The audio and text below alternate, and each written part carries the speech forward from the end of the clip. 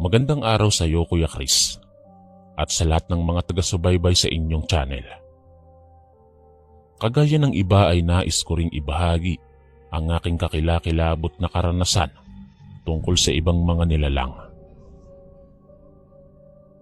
Itago na lamang ninyo ako sa pangalang Jose. Noong mga araw ng aking kabataan, ay mahilig akong gumala sa kung saan-saan, kagaya na lamang ng paliligo sa ilog, pamamasyal sa dagat, sa mga bukirin at maging sa mga lugar na hindi pamilyar sa akin. Minsan ay nagja-jogging kami kasama ang aking mga barkada. Minsan naman ay namamasyal kami sakay sa aming mga bike. Talagang sinusulit po namin ang mga panahong malalakas pa kami. Isang araw, nagplano kami ni Greg na pupunta kami sa isang bundok na hindi naman pamilyar sa amin. Maganda raw kasi ang falls doon at magandang tambayan ng buong paligid. Nung mga sandaling yun, nagpaalam ako kay Itay na sasama ako kay Greg. Nako, saang kagubatan ka na naman ba gagala? Pamilyar ba sa inyo ang lugar na yon? Tanong sa akin ni Itay nang magpaalam ako sa kanya. Hindi pa kami nakapunta doon, Tay, pero gusto po naming puntahan dahil maganda raw doon, sabi ng kaibigan kong si Greg. Sagot ko kay Itay, sa parte ng Masbate ang bundok na iyon at iyon ang isa sa mga bundok na gusto naming puntahan ni Greg. Taga Masbate po kasi kami dati, pero ngayon ay lumipat na kami ng tirahan. Nagpumilit ako kay Itay na payagan niya akong sumama kay Greg. 15 anyos po kami nung mga panahong yon. Mahigpit ang aking mga magulang. Hindi nila ako pinapayagang gumala sa malayo dahil baka mapahamak lamang kami. Pero sadyang matigas talaga ang ulo ko. Hindi ko sila sinusunod at pasikreto akong umaalis nang walang paalam. Wag na wag kang pupunta sa bundok na yon. Naku Jose, mapapalo talaga kita kapag hindi mo ako susundin, sabi ni Itay sa akin. Kaming dalawa lamang sa bahay nung mga oras na yon, sapagkat si Inay ay tumungo sa palengke upang maglako ng mga paninda naming gulay. Malawak kasi ang aming sakahan. Opo, Itay, hindi na po ako aalis, sabi ko nang hindi ako pinayagan ni Itay. Mabuti naman at sinusunod mo ko. Napakabait mo namang bata eh. Wika pa ni Itay. Pangiti-ngiti lamang ako nung mga sandaling yon. Pero ang totoo, nagpaplano na akong aalis. Gustong gusto ko kasing pumunta sa bundok na yon. O siya, bantayan mo muna ang bahay ah. Bibisitahin ko lang ang palaya natin, sabi ni Itay. Sige po, Tay. Ako na ang bahalang mag-asikaso rito sa bahay, sagot ko at saka ngumiti. Umalis na si Itay at tuwang-tuwa ako sapagkat magagawa ko na ang gusto ko. Nang makaalis si Itay, umalis din ako at tumungo sa bahay ni Greg sakay sa aking bike. Naisahan ko na naman si Itay. O ano Jose, pinayagan ka ba ng tatay mo? Kaagad na tanong ni Greg nang pumunta ako sa bahay nila. Oo naman, hindi naman makatatanggi sa akin si Itay eh. Sagot ko at saka kumindat. Paniwalang paniwala si Greg sa sinabi ko, pero hindi niya alam na tumakas lamang ako sa bahay. O ano, aalis na ba tayo? Tanong ko sa kanya. Sige, tara na. Nakapagpaalam naman na kasi ako kay Inay at Itay, wika ni Greg at saka tumungo siya sa likod ng kanilang bahay. Kinuha niya ang kanyang bike. Pagkalipas ang ilang segundo, ay umalis na kami habang nakasakay kami sa aming mga bike. Tuwang-tuwa kaming dalawa dahil makakagala na naman kami. Damang-dama namin ang malamig na simoy ng hangin habang patuloy na binabagtas ng aming bike ang pasikot-sikot na kalsada. Si Greg ang nauuna at sumusunod naman ako sa kanya. Lumiko kami sa daanan patungo sa bundok na aming pupuntahan. Yun ang unang pagkakataon na nakaapak kami sa lugar na yun. Sagana sa mga punong kahoy ang buong paligid. May natanaw kaming mga kubo at mga palayan. Ngunit habang palayo kami ng palayo, ay wala na kaming nasisilayan na kabahayan. Lubak-lubak na ang daan na aming binabagtas habang patuloy kami sa paglalakbay. Kay gandang pagmasdan ng buong paligid. Nakaka-relax talaga. Ang malamig na dampi ng hangin ay siyang nagpapakalma sa aming mga pawisang katawan. Mahigit 1 oras na kaming nagbabike kaya pinagpapawisan na kami at napapagod na rin. "Greg, tumigil muna tayo rito." Sigaw ko sa aking kasama nang matanaw namin ang puno ng balite. Dahil doon ay huminto kami ni Greg at saka pinarada ang aming bike sa puno ng balete. "Ang ganda naman dito," sambit ni Greg habang inililibot niya ang kanyang paningin sa mga bukirin. Talaga namang nakakamangha ang luntiang paligid. Dinig pa namin ang huni ng mga iba't ibang ibon na naroong nakadapos sa mga sanga ng kahoy.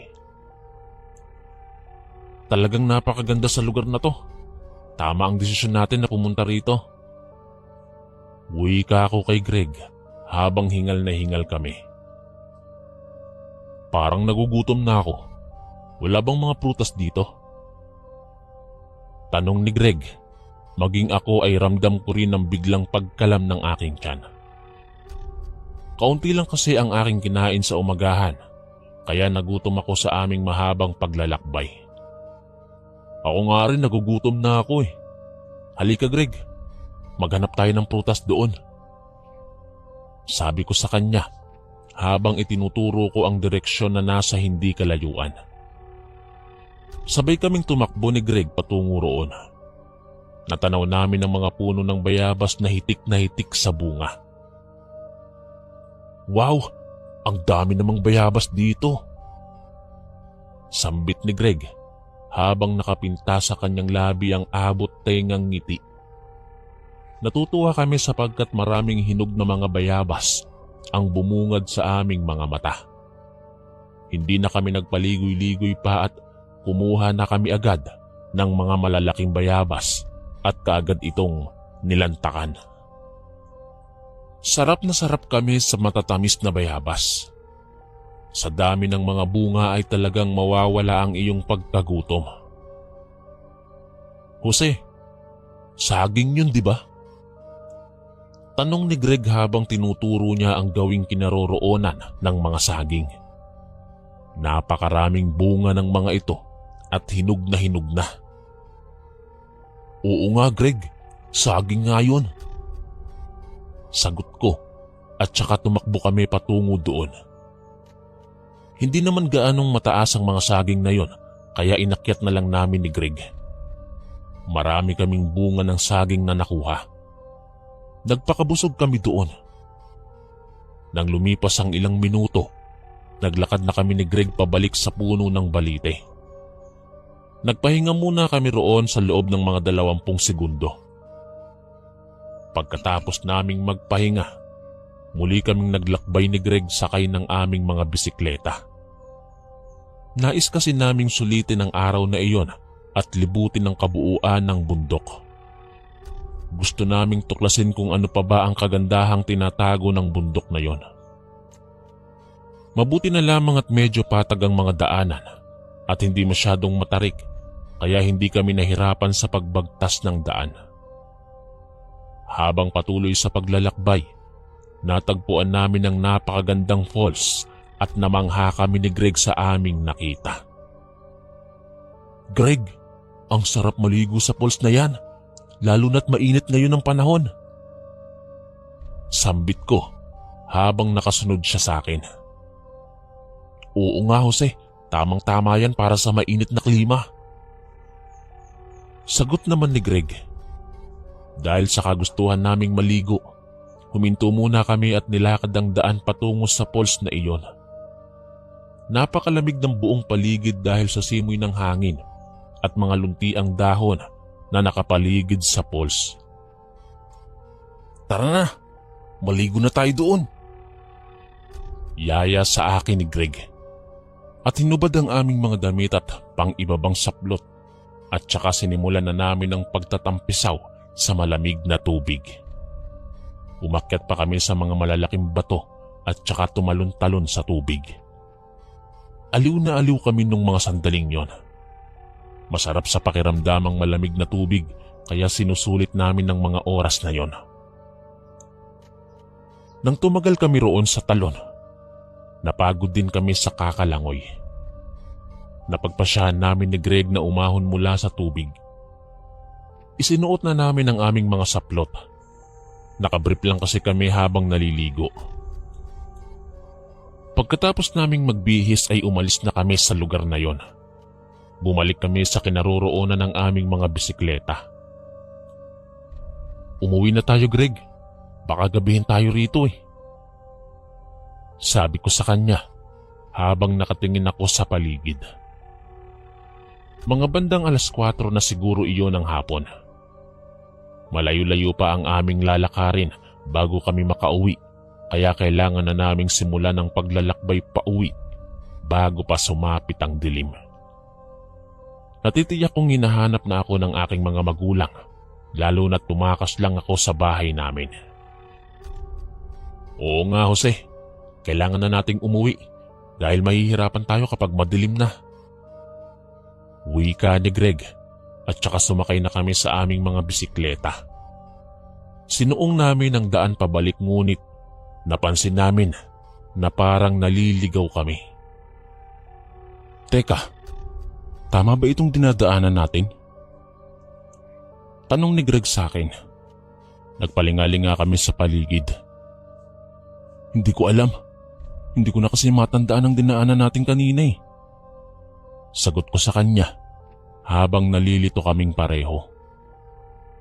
Huminto muna kami at sinuri ng maigi ang buong paligid.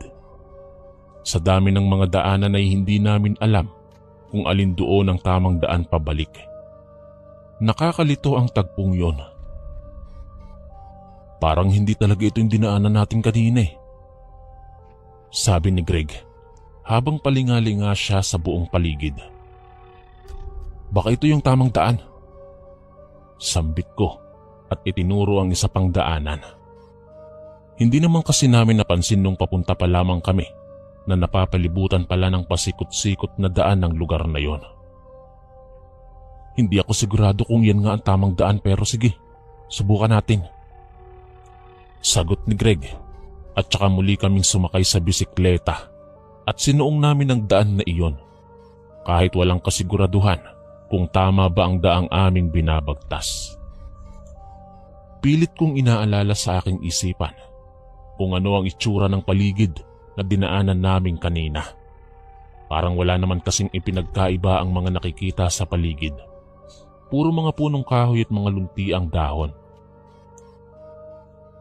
Sa kalagitnaan ng aming pagsuong sa daan na yon, nakakita kami ng isang matandang babae na nangangahoy. Walang mapagsidla ng tuwang aming nararamdaman noong mga sandaling yon. Tara Greg, subukan nating magtanong sa matandang iyon. Masayang wika ko habang nakatingin kami sa matandang babae na abala sa pangunguha ng mga kahoy. Nakatalikod dito at mahaba ang kanyang maputing buhok. Oo nga't matanda na iyon, ngunit maliksi pa rin kumilos. Kinaya pa nga niyang buhatin ang malaking kahoy. Mabuti na lamang at may tao sa lugar na to. May mapagtatanungan na tayo. Sabi ni Greg. At saka huminto muna kami sa pagbibisikleta at sabay kaming naglakad patungo sa kinaroroonan ng matandang babae. Magandang hapon po, Lola. Bati ko sa matanda nang makalapit na kami sa kanyang kinaroroonan. Nagulat ang matanda sa bigla naming pagsulpot. Wala sa oras na ibinaling niya ang kanyang tingin sa amin. Magandang hapon po sa inyo, Lola.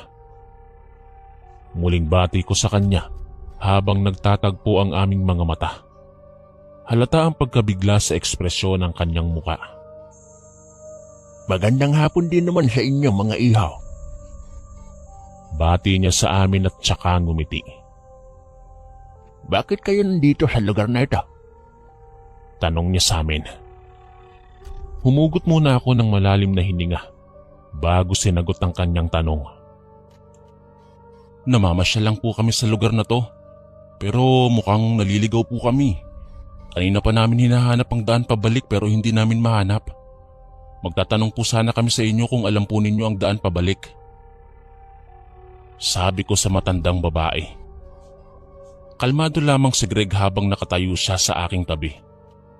Inilibot ng matandang babae ang kanyang mga mata sa paligid. Mukhang aabutan kayo ng gabi kung maglalakbay pa kayo pa uwi.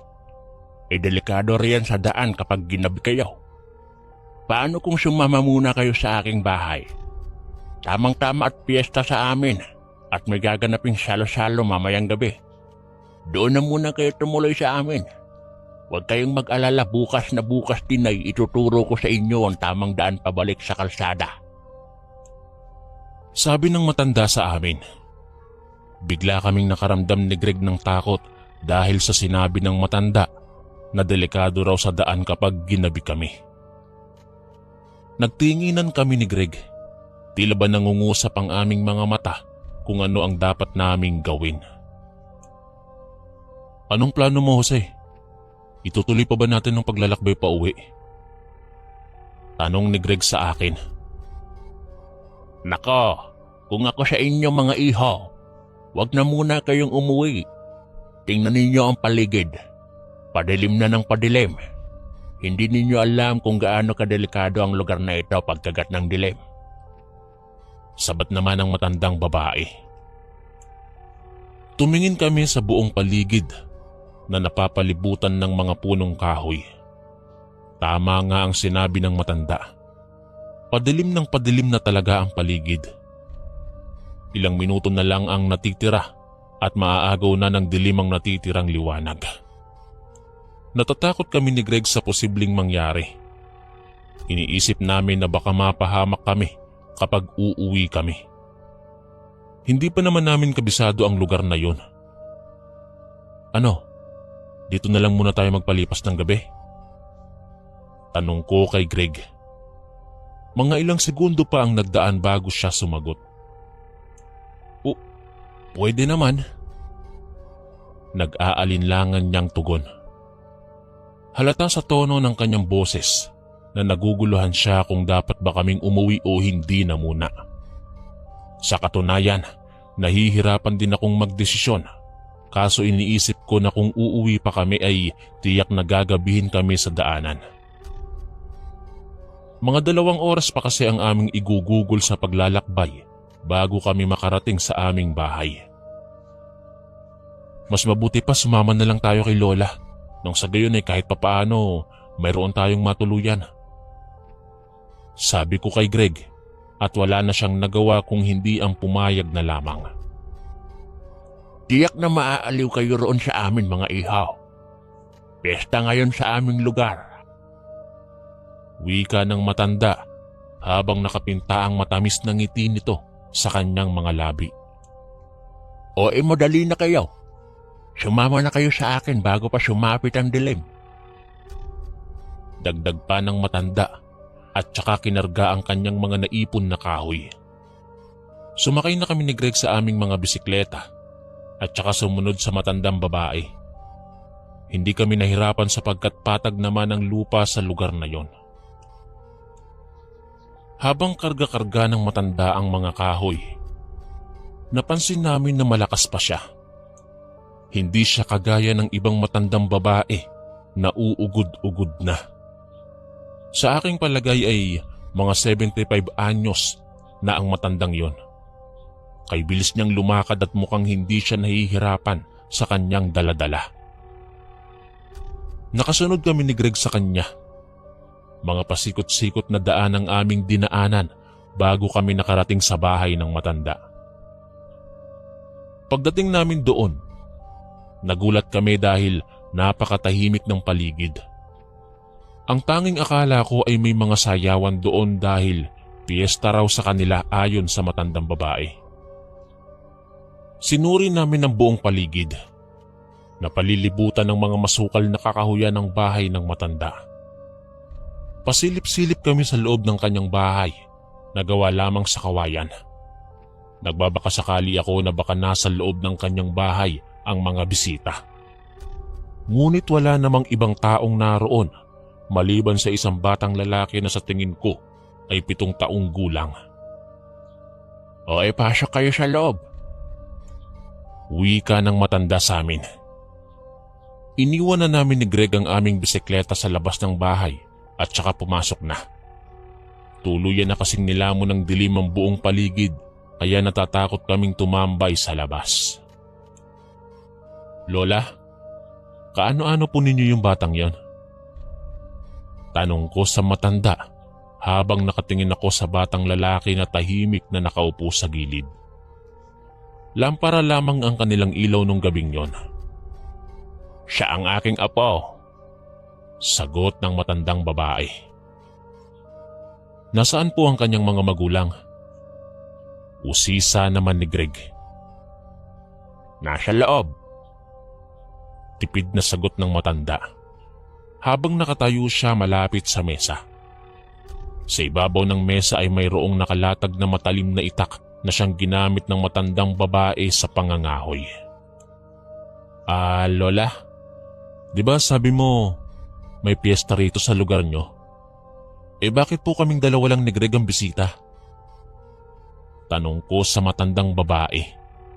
Hindi ko na kasi napigilan ng aking kuryosidad. Kayong dalawa lang ang bisita rito. Dahil kayong dalawa ang aming pagpipestahan pagsapit ng 12:00. Sagot ng matanda at saka ngumisi hanggang sa siya'y napahalakhak na parang isang demonyo. Ang tagpong iyon ay labis na ikinagulat namin ni Greg. Anong ibig mong sabihin, Lola? Tanong ni Greg sa matanda. Hindi na kayo makakauwi ng buhay dahil kayo ang gagawin naming alay. Natatawang sagot ng matanda. Greg, takbo! Sigaw ko kay Greg at saka hinila ang kanyang kamay.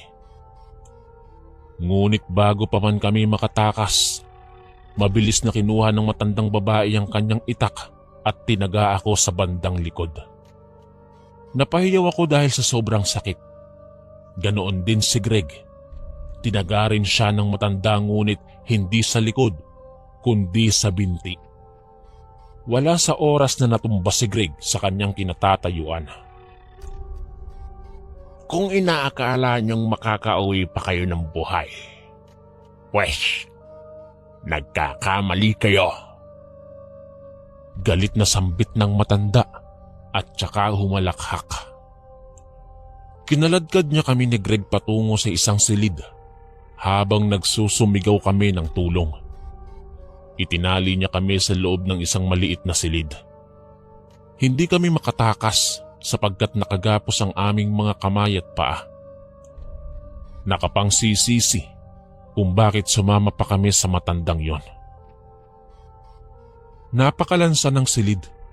Hindi ko alam kung anong klaseng amoy iyon, basta nakasusuka ang mabahong amoy na yon. Napatingin ako sa mesa at nagulat ako sa aking nakita. Nagkalat ang mga lamang loob ng tao at mga ulo. Nakapangingilabot ang bumungad sa aking mga mata.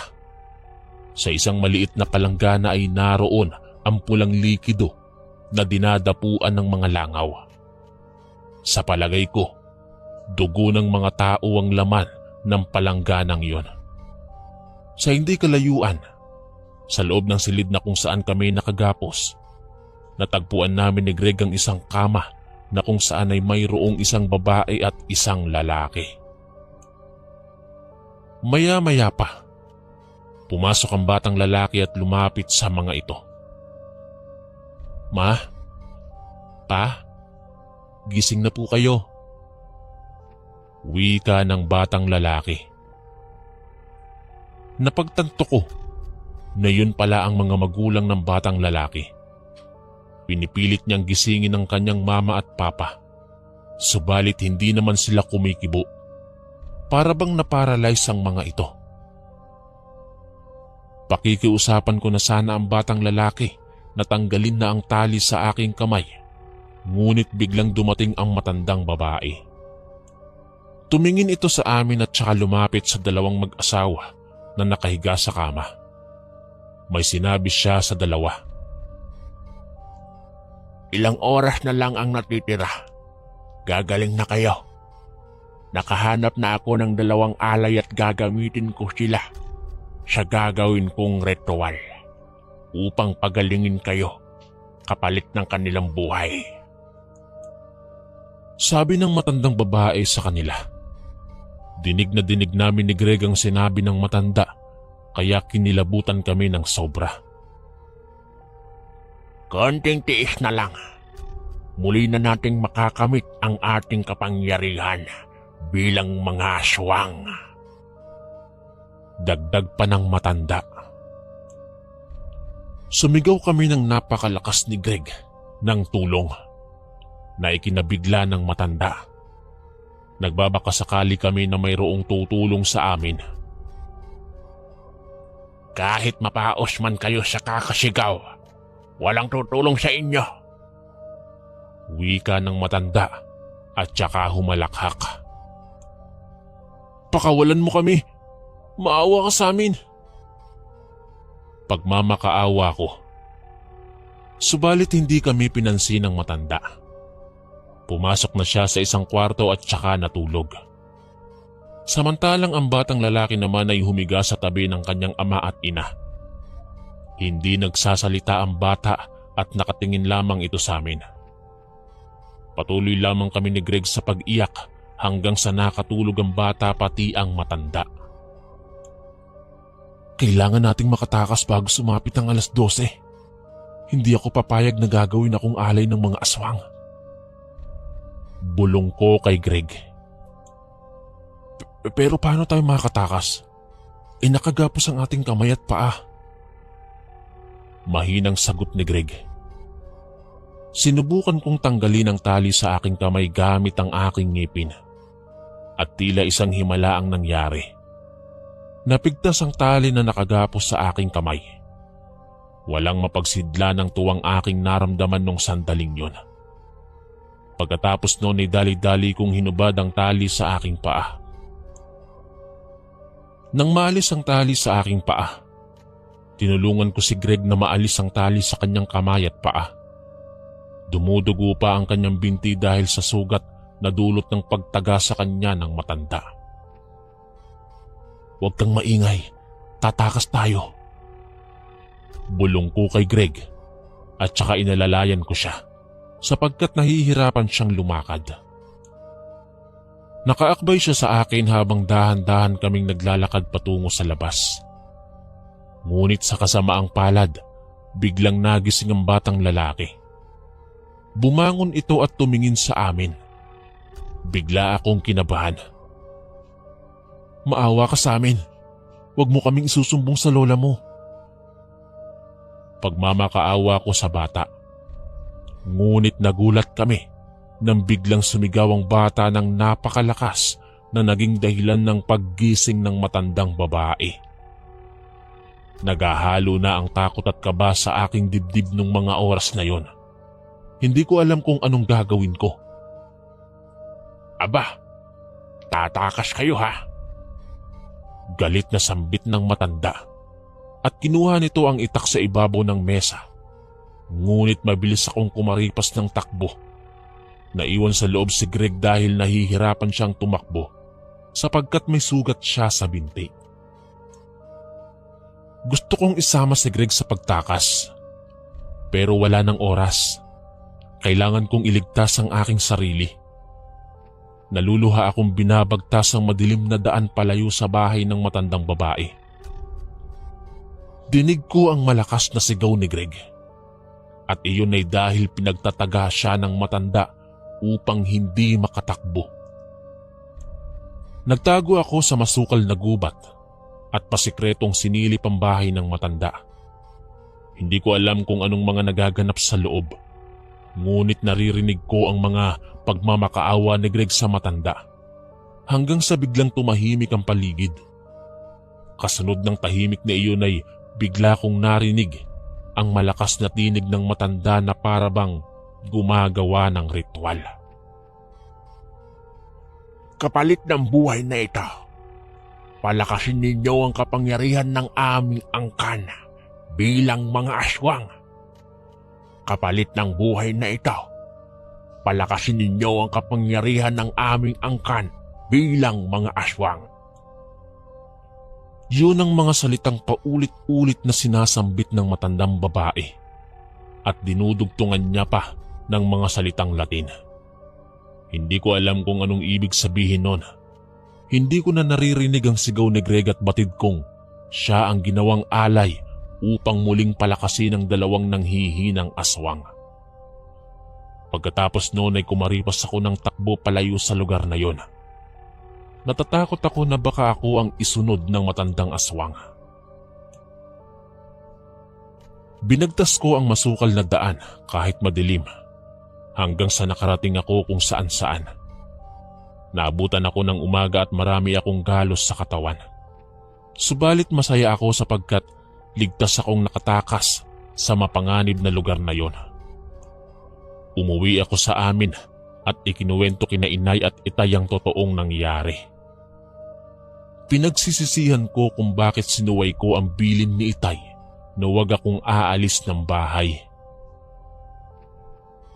Sa mga kabataan na kasalukuyang nakikinig, palagi nating sundin ang sinasabi ng inyong mga magulang dahil alam nila kung ano ang makabubuti sa inyo. Dito ko na po tatapusin ang aking kwento. Maraming salamat sa lahat ng mga nakinig.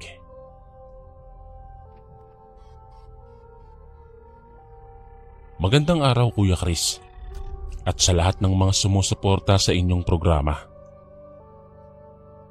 Itago na lamang ninyo ako sa pangalang Hasmin.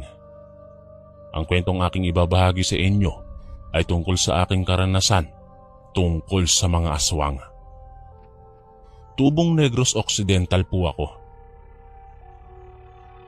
Noong bata pa lamang ako Kuya Chris, mahilig akong makipagkwentuhan sa lola ko. Naitago na lamang ninyo siya sa pangalang Hilda. Sobrang close po kaming dalawa at palagi kaming nag-uusap at nakikipagtawanan. Kapag may problema ako, ay kaagad kong sinasabi sa lola ko. Sapagkat batid kong masusolusyonan niya ito. Masasabi kong hindi boring kasama si Lola Hilda. Napakabait niya at sobrang mapagbigay. Kahit maliit na pagkain ay hinahati niya pa ito para lamang mabigyan ako. Gusto niya kasi na meron ako kung anong meron siya. Ganyan kabait ang lola ko.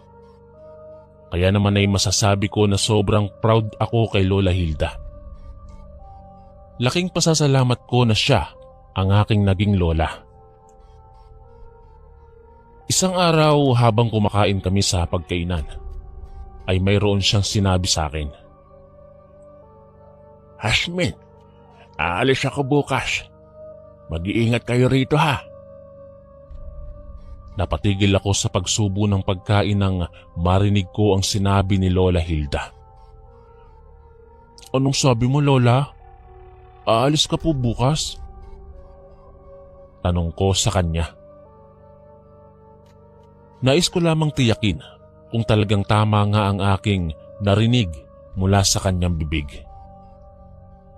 Oo, Hasmin. Aalis nga ako bukas. Sagot ni Lola Hilda at saka siya ngumiti. Kumunot ang aking noo. Bigla akong nalungkot dahil sa tinuran ng lola ko. Bigla rin akong nawala ng ganang kumain. Lola, bakit naman po kayo aalis? Iiwan mo na po ba ako rito? Tanong ko kay Lola Hilda habang nakasimangot ang aking muka. Nako, para namang hindi maiguhit ang mukha mo dahil sa sobrang simangot mo. Huwag kang mag-alala po, ay babalik din naman ako. Pupunta kasi ako sa kabilang baryo. Magbabakasyon muna ako roon. Doon na muna ako sa kapatid ko dahil matagal-tagal din na hindi kami nagkita. Sabi ni Lola Hilda sa akin.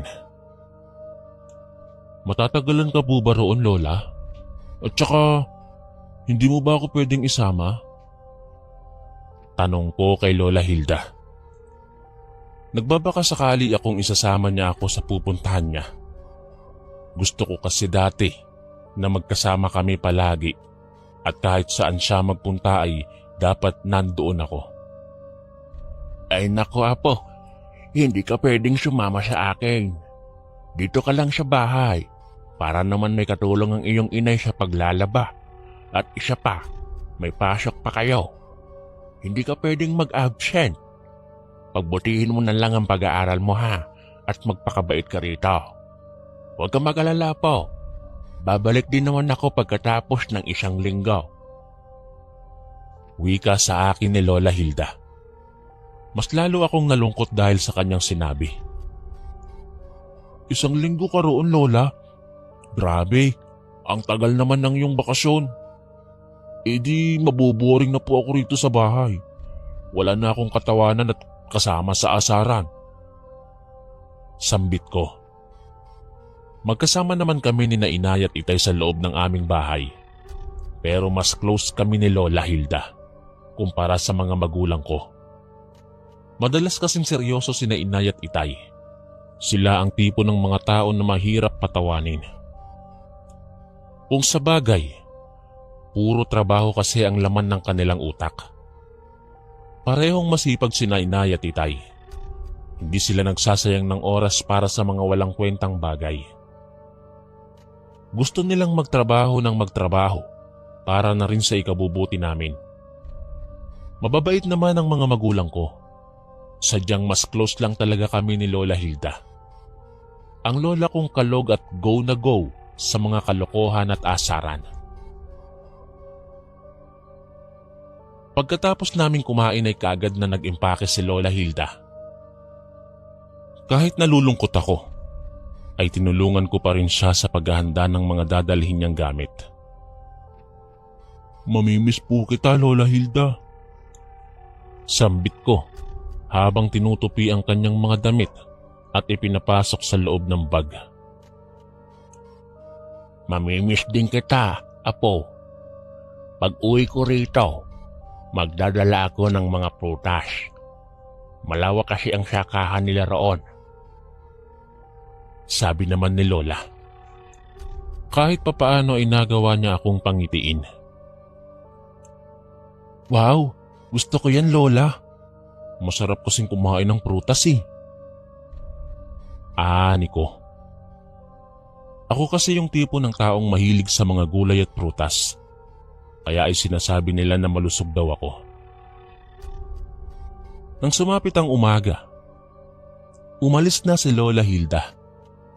Tutungo na siya sa kanyang kapatid na babae sa kabilang baryo. Mangiyak-ngiyak ako habang pinagmamasdan ko ang mga papalayong hakbang ni Lola. Hindi pa nga siya tuluyang nakakaalis pero namimiss ko na siya. Napakahalaga ni Lola para sa akin. Kagaya ng aking mga magulang, ay malaking parte rin si Lola Hilda sa buhay ko, kaya naman ay dinidibdib ko talaga sa tuwing mayroon siyang pupuntahan at hindi kami magkasama. Nang makaalis na si Lola sa aming bahay, naisipan kong maglaba sa ilog. Kumuha ako ng palanggana at saka nilagay sa loob ang mga damit na kailangang labahan. Nasa taniman kasi sina Inay at Itay. Batid kong uuwi sila ng pagod na pagod. Kaya naman ako na ang nagkusang naglaba. 14 na taon pa lamang ako noong mga panahong yon. Ngunit kahit bata pa ako ay marami na akong alam sa mga gawaing bahay. At iyon ay dahil kay Lola Hilda. Si Lola ang nagturo sa akin kung paano ang maglaba, magsaing, magluto ng mga ulam, mag-alaga ng mga halaman at iba pang mga gawaing makabuluhan. Natapos ako sa paglalaba na panay isip kay Lola Hilda. Mula sa pagkusot ng mga damit hanggang sa pagsampay ay si Lola lamang ang tanging laman ng aking isipan. Isang araw, nagkulong ako sa loob ng aking kwarto. Tila ba wala akong ganang lumabas ng mga sandaling yon. 2 araw na kasi ang nakalipas mula nang umalis si Lola Hilda. Nangungulila na ako sa kanyang presensya. Hasmin, lumabas ka na riyan sa kwarto mo. Kakain na tayo. Sambit ni Inay habang nasa kusina siya at nasa kwarto naman ako. Hindi ako sumagot sa kanyang tawag dahil wala naman akong balak na lumabas. Hasmin, ano ba? Bakit hindi ka sumasagot? Muling sigaw ni Inay. Abala siya sa paghahanda ng pagkain para sa aming pananghalian. Ayaw ko pang kumain, Inay. Mauna na lang po kayo ni Itay. Pasigaw na sagot ko. Sinasadya kong lakasan ang aking boses upang marinig ito ng aking ina. Maya-maya ay nakarinig ako ng yabag na tila ba'y papunta sa loob ng aking kwarto. Ano bang ginagawa mo rito sa loob ng 4 na sulok ng iyong kwarto? At bakit ayaw mong lumabas, ha, Hasmin? Nakita ko na lamang si Inay na nasa harapan ko na. Puno ng pag-aalala ang ekspresyon ng kanyang muka. Naratnan niya akong nakahiga. Nagpakamot-kamot pa ako sa aking ulo at bumuntong hininga. Ayoko pa nga pong kumain, Nay. Wala pa akong ganang kumain eh. Kayo na lang po muna ni Itay. Sagot ko kay Inay. Kitang-kita ko ang pagkunot ng kanyang noo. Marahil ay nagtataka siya kung bakit ako nagkaganon. Abay, hindi pwede, Hasmin. Lumabas ka na at sabay na tayong kumain. Ayokong nalilipasan ka ng gutom kaya bumangon ka na at maghugas ng kamay. Sabi pa ni Inay sa akin. Nay, ayoko pa nga sabi. Wala pa akong ganang kumain. Sagot ko kay Inay habang pakamot-kamot ako sa aking ulo. Mas lalong kumunot ang noo ni Inay. Hasmin, ano bang nangyayari sa'yo? Kahapon pa kitang napapansin na parang wala kang ganang kumilos ah. Ano? May problema ka ba? Tanong sa akin ni Inay. Namimiss ko lang po si Lola, Inay. Sagot ko kay Inay. Bumuntong hininga siya at nagpamewang sa harap ko. Kaya pala wala kang gana dahil wala rito si Lola mo. Naku naman, Hasmin. Hindi pa naman mawawala ang Lola Hilda mo. Nagbakasyon lang naman siya sa kabilang baryo at babalik din naman pagkatapos ng ilang araw. Wika ni Inay sa akin. Pinipilit niya akong kumain at wala na akong nagawa kung di ay ang kumain na lamang. Ngunit naroon pa rin ang lungkot sa aking mga mata.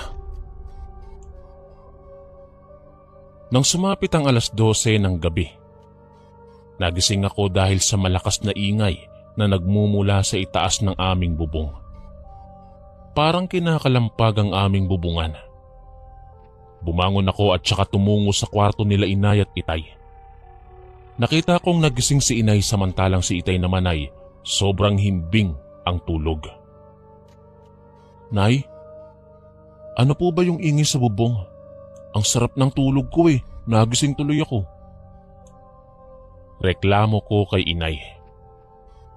Pakamot-kamot pa ako sa aking ulo. Nabitin kasi ako sa aking tulog at talaga namang nakakainis ang ingay na yon. Ay naku, Hasmin, pareho lang naman tayo. Inaantok pa nga rin ako eh. Pero nagising din ako dahil sa sobrang ingay. Buti pa ang tatay mo masarap ang tulog. Sagot naman ni inay. Hindi na lamang ako umimik. Kapag buwan ay tumungo ako sa kinaroroonan ng bintana at saka binuksan ito. Bumungad sa aking paningin ng maliwanag na paligid. Tanaw ko ang bilog na buwan sa kalawakan. Yon ang nagsilbing tanglaw nung gabing yon. Maya-maya ay biglang humupa ang ingay na nagmumula sa bubong. Nakahinga ako ng maluwag at pati na rin si inay. Dumungaw ako sa bintana habang iginagala ko ang aking mga mata sa buong paligid. Nako Hasmin, anong ginagawa mo riyan at bakit mo binuksan ang bintana? Isara mo nga yan. Malayo pa ang umaga.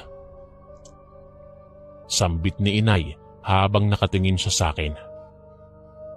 Nasa loob ako ng kanilang kwarto at nakadungaw sa bintana nung mga sandaling yon. Nay naman, lumalanghap lang ako ng hangin. Ang banas kasi kapag nakasara ang bintana. At isa pa maliwanag naman po ang buwan, kaya wala kang dapat ipag-alala inay. Sagot ko naman kay inay at wala sa oras na napakamot si inay sa kanyang ulo. Hasmin, gabi pa ngayon. Isara mo muna ang bintana. Hindi natin alam kung anong klaseng mga nilalang ang nakapaligid sa atin kapag ganitong mga oras. Wika naman ni inay. Naniniwala kasi siya na delikado ang paligid kapag gabi. Kaya nga ayaw na ayaw niya akong palabasin kapag kumagat na ang dilim. Habang patuloy akong nakadungaw sa bintana, natanaw ko ang isang matandang nakatalikod.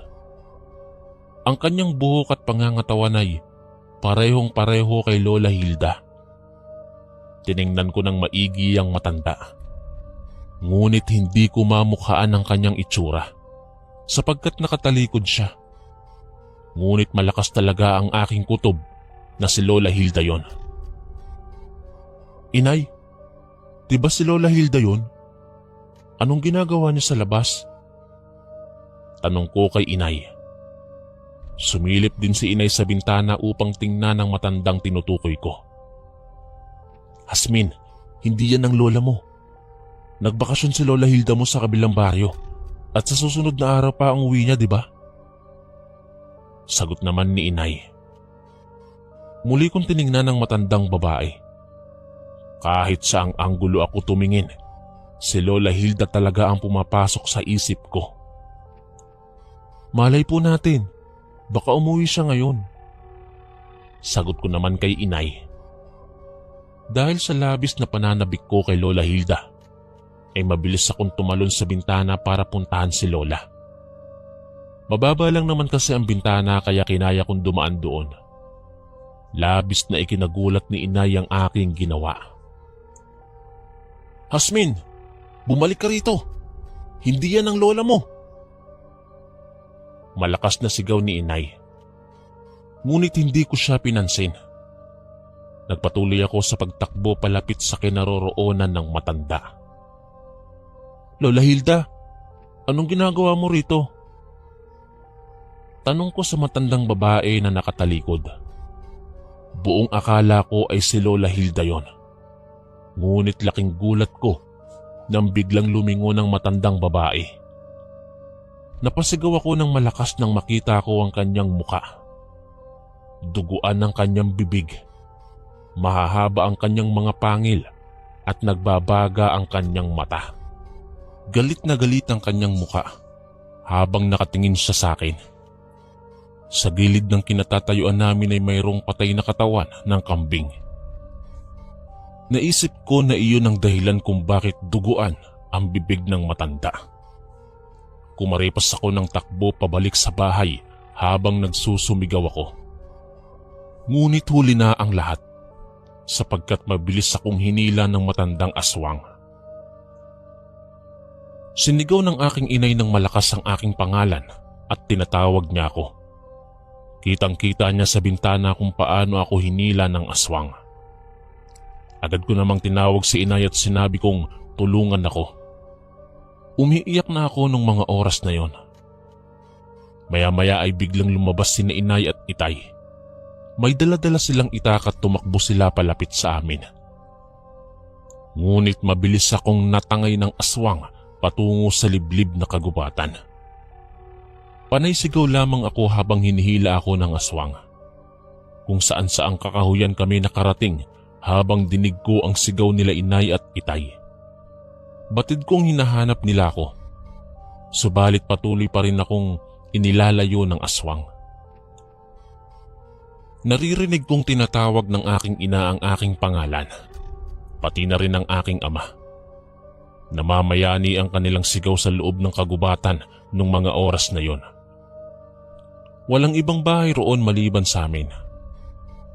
Maya-maya ay biglang pinunit ng aswang ang suot kong damit at iyon ang ginamit niya bilang pantakip sa aking bibig.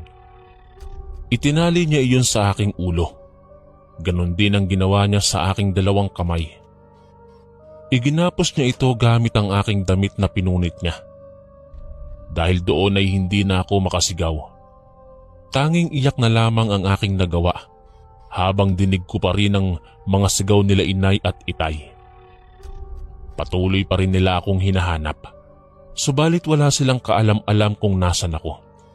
Hindi nila alam na sa talahiban ako dinala ng aswang. Gustuhin ko mang lumaban upang ipagtanggol ang aking sarili.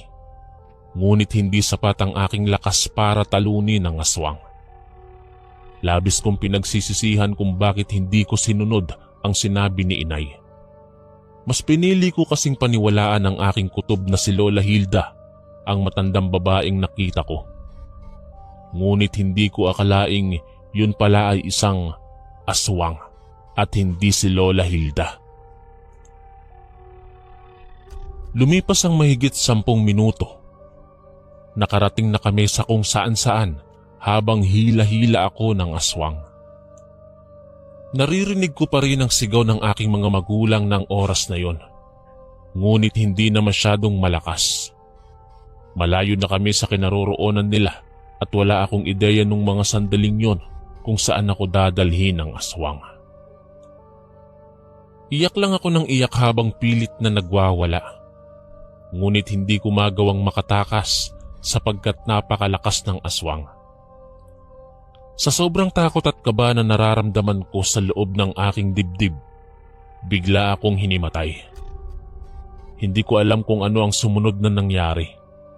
Wala rin akong ideya kung saan saang sulok ako dinala ng aswang. Natagpuan ko na lamang ang aking sarili na nasa loob na ng isang maliit na bahay kubo. Nasaan ako? Yon ang unang tanong ko nang magising ako. Nagpalingalinga ako sa paligid. Napagtanto kong naroon pala ako sa loob ng isang maliit na bahay kubo.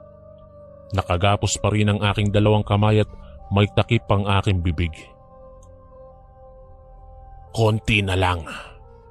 Makakain na rin kita. Nagulat ako nang marinig ko ang tinig na yon. Lumingon ako sa pinanggagalingan ng boses na yon sa bandang pinto at natanaw ko ang matandang aswang. Tumatawa pa ito habang nakatingin sa akin.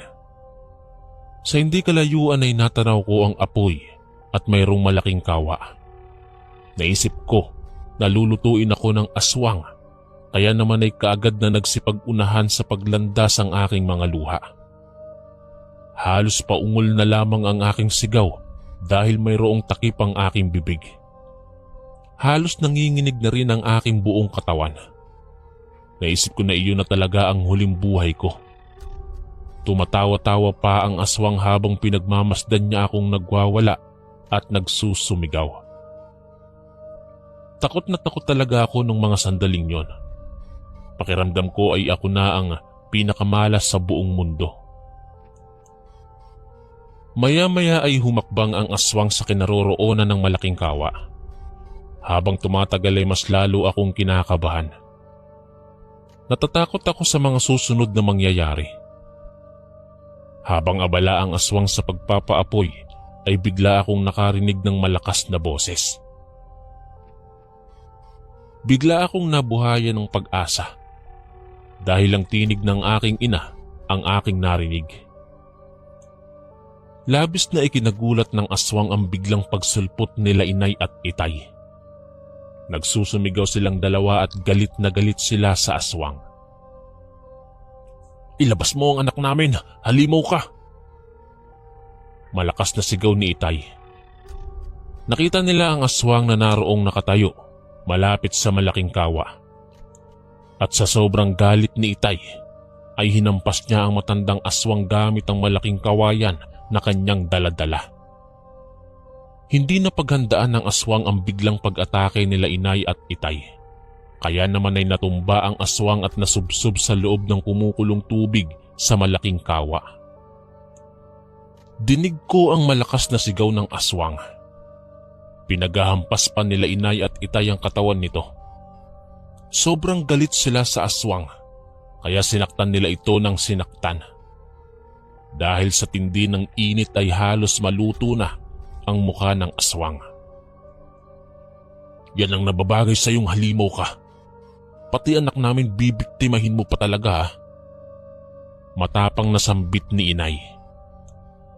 Muli niyang pinaghahampas ng kawayan ng katawan ng aswang. Maya-maya ay nilapitan ako nila inay at itay. Tanaw ko sa sulok ng kanilang mga mata ang labis na pagkaawa nang masilayan nila ang aking sitwasyon.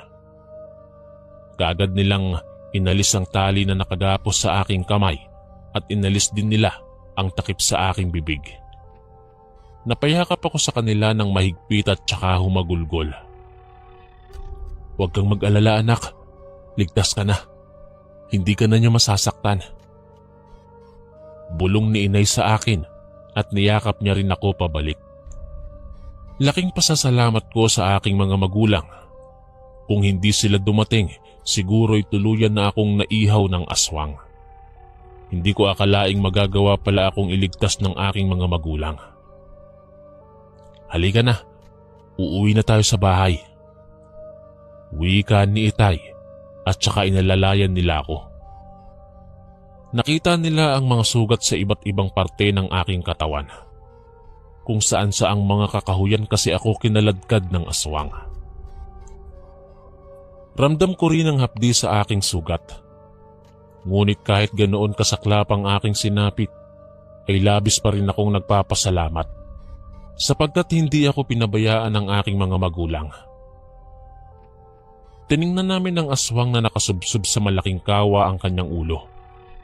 Nang makumpirma namin na patay na ito, umalis na kami sa bahay kubo ng aswang at saka tinahak ang daan pa uwi sa aming tahanan. Napagtanto ko na tama pala ang sinabi ni inay na hindi talaga si Lola Hilda ang matandang babaeng nakita ko sa labas ng aming bahay. Mula noon ay naging maingat na ako sa aking mga kilos at naging mapanuri na rin ako sa mga taong nakikita ko, lalo na kapag gabi. Makalipas ang ilang araw, ay nagbalik na ang aking Lola Hilda. Pagbukas ko ng pintuan ay nakita ko siya na papasok sa bakuran namin. Ngunit imbis na magtatakbo ako at salubungin siya, ay tila hindi ako nakagalaw sa aking kinatatayuan. Nanumbalik kasi ang senaryo kung saan natagpuan ang aswang. Ngunit isang tapik sa balikat ang naramdaman ko. Paglingon ko ay nakita ko si nanay. "Huwag ka na matakot anak. Yan ang tunay mong lola.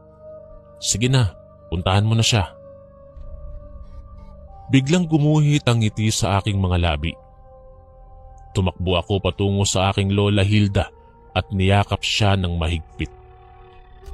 Nagulat naman ang aking lola dahil sa aking pagkayakap. "Lola, ikaw na po ba talaga yan? Miss na po talaga kita." Nakangiting wika ako sa aking lola. "Oo apo, ako nga ito. Ano bang pinagsasabi mo? Meron ka pa bang ibang lola na mas gaganda pa sa akin?" Pabirong wika ni lola sa akin. "Wala na po lola.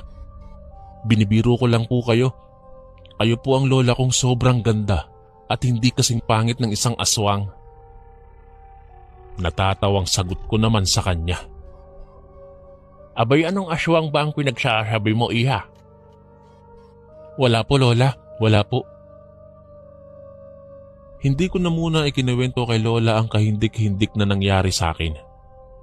Pinagpahinga ko na muna siya hanggang sa dumating ang araw na naikwento ko ito sa kanya.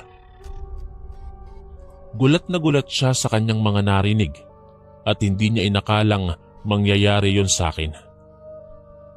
Magmula noon ay nangako sa akin si Lola Hilda na hindi na niya ako iiwanan. Ngunit lumipas ang ilang panahon. Namayapa na rin si Lola Hilda. Dahil na rin siguro sa katandaan niya at dahil sa iniinda niyang sakit. Magpahanggang ngayon ay hindi ko malilimutan ang nakakakilabot na pangyayari na naranasan ko. Isang matandang aswang na inakala kong lola ko ang nagbigay sa akin ng matinding aral na hindi ko malilimutan. Hanggang dito na lamang po ang aking kwento. Maraming salamat sa lahat ng mga nakinig. Ako po si Hasmin, ang inyong kaistorya. Maraming salamat po mga kaistorya sa pakikinig. At kita-kits po ulit bukas para sa isa na namang nakakatakot na kwento. Ito po si Kuya Chris, ang inyong kaistorya. God bless po at ingat po lagi.